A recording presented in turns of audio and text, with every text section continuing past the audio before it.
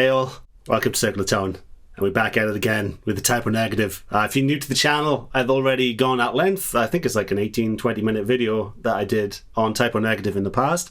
So if you're interested in that, after watching this, after watching all the adverts, after hitting like, after hitting subscribe, after scratching my back, after calling me the true king of metal neckbeards on YouTube, then, only then, can you go and check that other video out. And I do October Rust era. But this one is the darkest era of Typo Negative, in my opinion. The darkest, the heaviest, the most depressing album that they ever put out.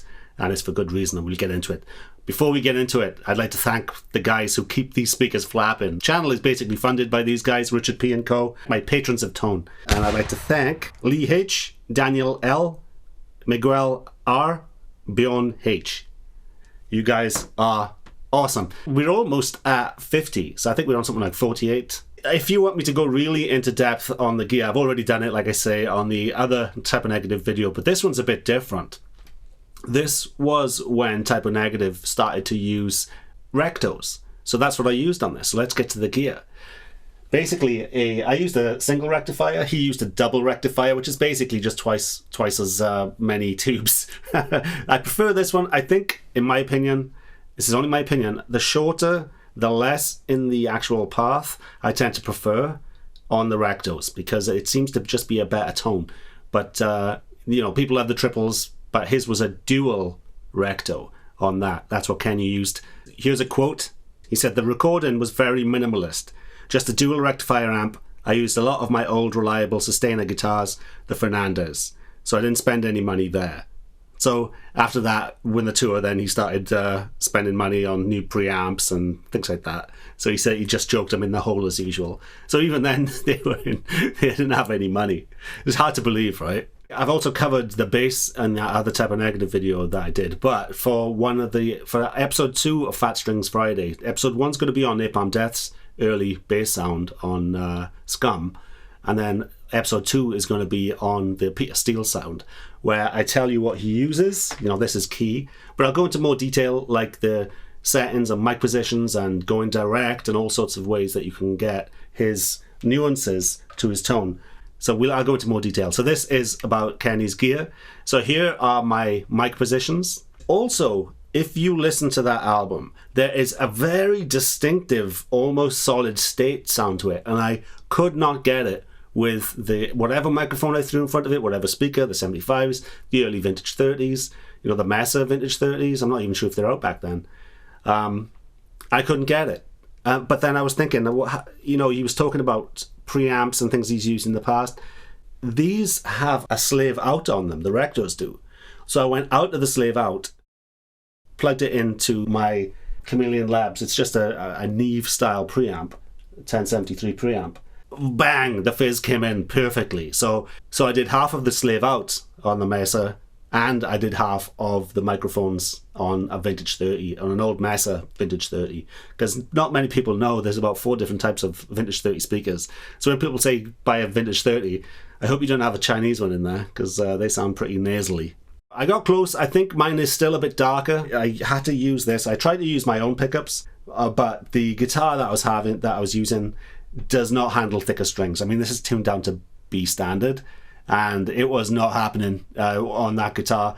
If there's any guitar companies out there that want to throw me a bone and send me something that I can go down to these tunings in, because generally I'm a 6-string guy. So if you know anybody in the industry that wants to have a guitar featured every time I do these down tuning vids, let me know. I actually contacted people like Schecter, because they have a Kenny Hickey guitar, and they never ever get back to me.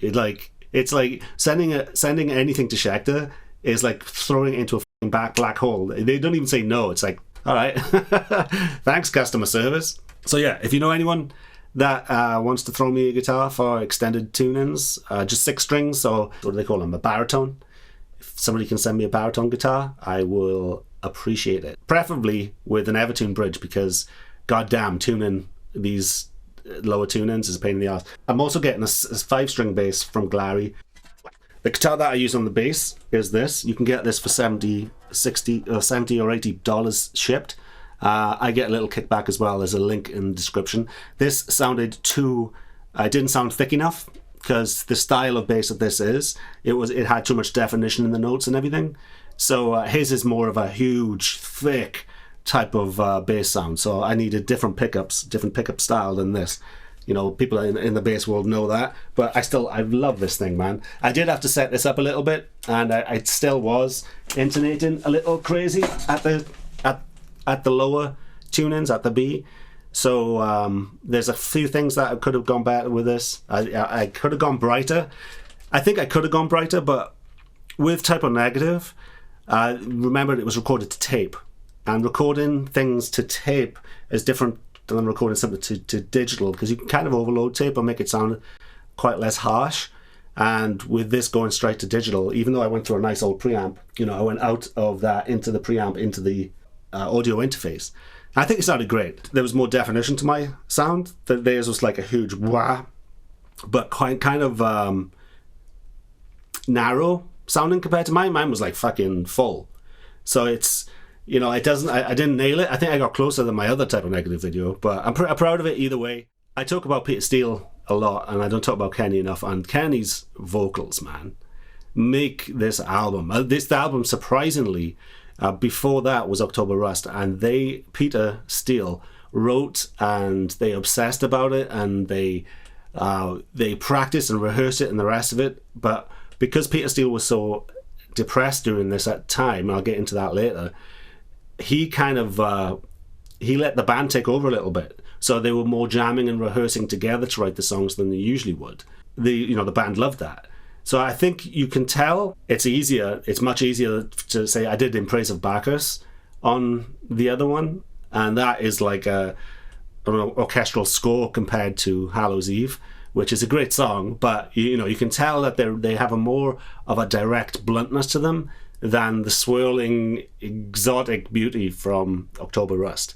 So on this one, they tried to get away from the sexy thing, because Peter Steele was starting to get a bit jaded with the centerfold, pin-up, he's just a hot vampire type of image that the band were getting. You know, it was great going to their gigs because it wasn't a sausage fest. You know, there was like gorgeous goths everywhere, and it was like part of the experience with Type O Negative. But he wanted to pour himself into some of the stuff that affected him, either loved or affected him more than just sex. And that was alcohol, drugs, and actually the spirit of Halloween. He absolutely loves Halloween. A lot of the songs are about that. But they did sneak in some sexy on this album. Paretta Blaze, that's obviously aimed at women. And funnily enough, Hallows Eve, the song that I was singing, if you look at the lyrics, that is actually a love song about somebody who's so crushed by the death of his lover that he will do anything to make her come to life. And, including selling his own soul to the devil. He's basically trying to raise the dead so that they can be together again at his own cost. So it's like still romantic, but it's kind of dark. He throws the dark shit in there as well. So yeah, I mean, I complain a lot about modern metal, blah blah blah, neckbeard. There's not enough like full packages, and Type O Negative with a full package. You know, he was a rock star, he was a golden god type of thing, and that's missing. So the reason the album is so dark is literally because of death. He lived in a big household full of, aunties and uncles and his mother and his sisters, and his father died, and it took a while for it to hit him. And just before this album came out, it started hitting him. His uncle Lou died, and so, Everything Dies was I think it was the first video they put out for World Coming Down. He said it was like getting a knife stuck in him when the gravity of his father dying hit him. And he actually went to the shipyard to do the music video, was actually where his father worked for years. So he said it was like twisting the knife when he went there. So the whole thing was just so gloomy. Pete would say they'd be traveling around on a bus going 80 miles an hour, and he said, like, sometimes I just want to throw myself off it. And he said, but I wouldn't, because that would make too many people happy. He always had that dark sense of humor at the back of it. I think this sense of humor kept him going. But at the time, he was starting to go on to antidepressants.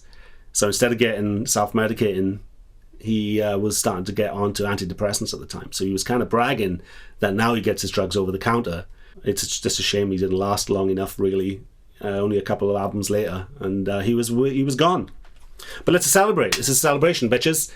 because Type O Negative, such an effect on me. I remember listening to this album on a dreary morning, still dark, going to my job on a bus with my headphones on, and like plugged it in, and the opening track after the troll is just so heavy. It's so heavy, and I remember putting my head up against the cold window, just staring out like a little Beavis, staring into the gloom, listening to Type O Negative, and I was like, oh, this is all right, man. This is all right. All right. It's with Type O Negative and me, it's not just the heaviness, it's not just the imagery, it's not just it's the whole package, man. You know, the humor, the dark humor. They actually talked about sex. You know, with metal was a fucking sausage fest. I was a thrasher. We're lucky to have 1 in every 200 people to be a girl in the average metal gig that you'd be at. So that brought another aspect to it. And they used to brag about being the slowest band in the world, you know, compared to everybody who's thrashing death metal at the time, you know, and they were like, yeah, okay, have fun, kids. I'm just going to get on this bus full of women, okay? So yeah, there was that appeal. But also there's things that were subliminal, because they were called Type O Negative. And he's into architecture. He's into logo design, Type O Negative. So obviously the logo has to be red and white, but he went opposite, green and black. It's little things like that. You know, it's the Punk Rock MBA did a really cool video on bands' logos and how they can pass the test of time. And Type O Negative is one of them. Think about your logo, kids. If you know the death metal logos that look like a pile of sticks, it's contrived because other people did it, so now you're jumping on that. It's not you. You know, you need to think of something that you can stick on a toilet wall and people will say, oh, that is Misfits, or oh, that is Type O Negative. And speaking of architecture, I think the cover was Frank Lloyd Wright, but with the green tinge. I think that's why you can see I've got my green lights going. Gotta represent. This Circle Tone, we don't f*** around. Alright guys, you've been great. You've been patient, because it's been a while since I put out a Tone video. There's been lots of shenanigans going on between now and then. If you like these types of vids, please subscribe and share. We have a Facebook group. Just search Circle of Tone in Facebook. It's over 2,000 of us, bunch of savages, and we have a good laugh over there. If you want to see more detailed pictures of how I got the bass sound, how I got the guitar sound, my mic positions and settings, because you know it's hard to see settings on a Mesa Boogie because they have no clue when it comes to the very basics of being on stage. Let's put silver knobs on it, which you can't see which direction it's going in.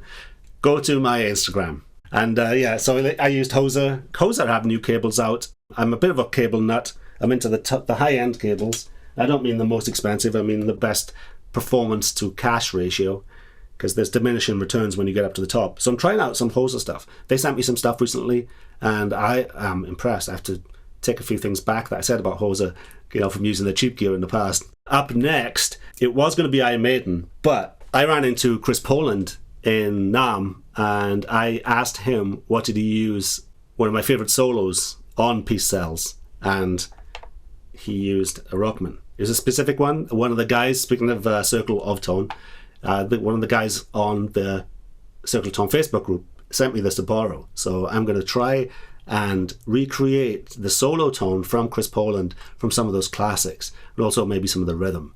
And after that is going to be Iron Maiden, and after that is going to be Metallica Master of Puppets.